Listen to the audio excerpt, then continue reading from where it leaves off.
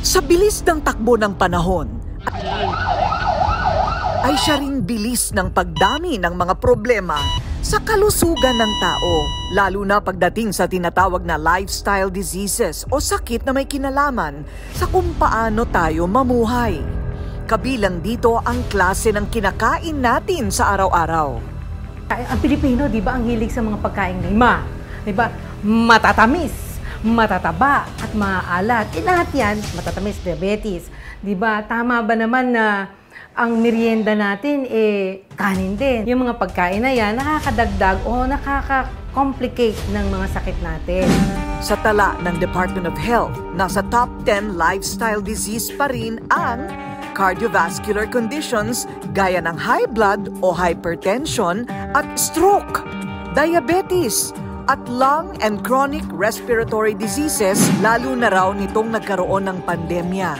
Marami sa mga Pilipino ay naburyong, natenga sa kanilang mga bahay. Kaya halos hindi kumikilos at hindi rin makontrol ang pagkain ng kung ano-ano. At hindi halos makapag-exercise o maarawan. Si Ren Riz Briones, isang call center agent.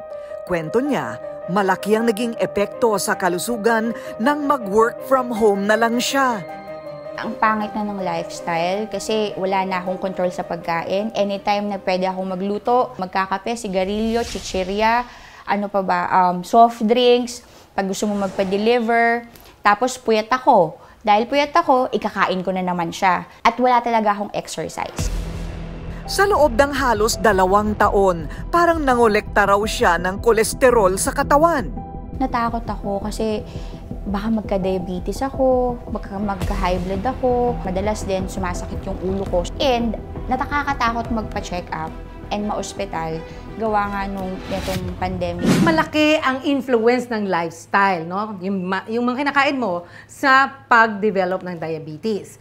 Pero hindi porke mataba ka o obese ka, diabetic ka. It does not follow. Diba? May mga payat nga na diabetic. So know the disease. Improve mo yung lifestyle mo, maging active ka, at diabetes is manageable, controllable. Makakatulong din dito ang supplements. Unti-unti, binabago ni Ren ang kanyang lifestyle. Nag-start na talaga ako na magbawas ng pagkain. And I see to it na at least once a day nag-exercise ako. And then, sinasabayan ko rin ng food supplement. And feeling ko, nakakatulong naman talaga siya. Isa ring call center agent si Giorgio Angeles, 35 years old. Siya naman ay may retinitis pigmentosa. Namamana daw ang kondisyon na ito, pero pakiramdam ni George para daw mas lalong tumindi ang mga sintomas dahil sa kanyang lifestyle. The Pampakit, 3 products all in one. You save 95 pesos pag bumili kayo ng kit na, kasi nabibili naman ito ng tingi-tingi. Yan ang iyong beauty routine. It's affecting my job, not technically not to be productive, but it's affecting me personally kasi yung ibang tao kasi they don't really understand the type of case that I have. In layman's term, it's a night blindness. Ang retinitis pigmentosa ay isang kondisyon sa mata kung saan nababawasan ang pag-detect ng retina sa liwanag at nakakaranas siya minsan ng tinatawag na night blindness. Sometimes I get bumped into people and then it's hard for me to explain why. Kasi maririnig ko sa kanila na ang liwa-liwanag, maga pa. So I just normally say sorry na lang. Nangangamba siya na lumala ang kondisyon. By the use of King's Herbal, it helped me to suffice the need for the nutrients needed dun sa katawan ko. Plus, on my condition, sobrang grabe yung relief na naibibigay nito sa akin. Kaya ayon sa mga eksperto, mahalaga na alagaan ng katawan, balansehin ang uri ng pamumuhay. Ang pinakamaganda is to always maintain a healthy lifestyle if you have retinitis pigmentosa to prevent severity or deterioration ng paningin mo. Si Carey Herrera, herbalist, nakadiskubre ng natural na inumin na nagpalakas ng kanyang katawan noong kasagsagan ng kanyang malubhang sakit. Una ko lang po karamdaman noon ay diabetic at high blood.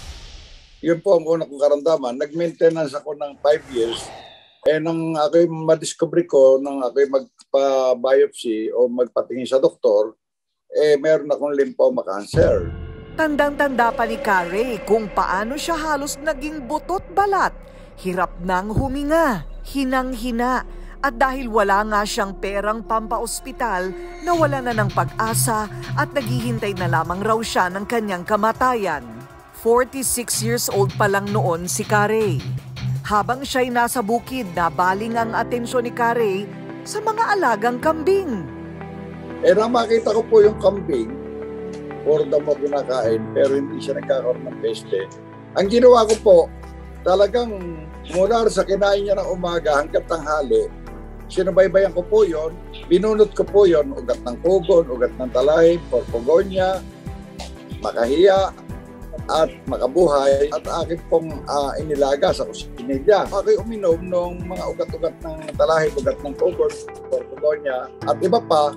Alam niyo, isang buwan nakatayo po ako Higit sa 2 dekada na ngayon ang King's Herbal na itinayo ni Carey. Level up na rin ang inumin niyang ito. Mula sa dating 77 natural ingredients, dinagdagan pa niya ito ng 3 sangkap. Actually, yung dating bote, na mas pinalaki pa po ninyo yung lalagyan ngayon. So meron na tayo yung tinatawag na King's Herbal Plus. Bakit pa ninyo lalong pinabisa pa? Kasi po, dumadami ang karamdaman ng tao. Habang dumaragdag ang karamdaman ng tao, kinakailangan magdaragdag tayo ng iba't ibang formula para panlaban at makatulong, lalong lumakas ang immune system. Ngayon, nasa ating mga kamay kung paano natin naalagaan ang ating kalusugan at buhay. Tandaan, mas masarap mabuhay ng walang iniindang.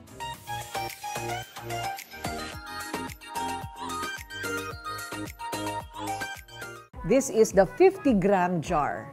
Ay, proud ako. Lumaki na siya. Level up na. More magic in a bottle. Yung 15 grams, dito na siya sa loob ng pampakit. Okay? Mawawala na yung 15 grams. Ito na ang available sa market ngayon. Parang tumerno na rin siya dito. Ayan. Ito naman ang K-Magic Skin Cream for Body. Anong pagkakaiba ng dalawa? Ito, pwede ito sa mukha. Okay na okay lang din sa face. From head to toe. Pero, hindi kasi pwedeng masyadong matapang ang exfoliation pagka sa ibang parts ng katawan, like kilikili, sensitive ang skin yan, di ba? So, ang face cream, mas nakaka-exfoliate kasi kaya yan ng ating neck and face.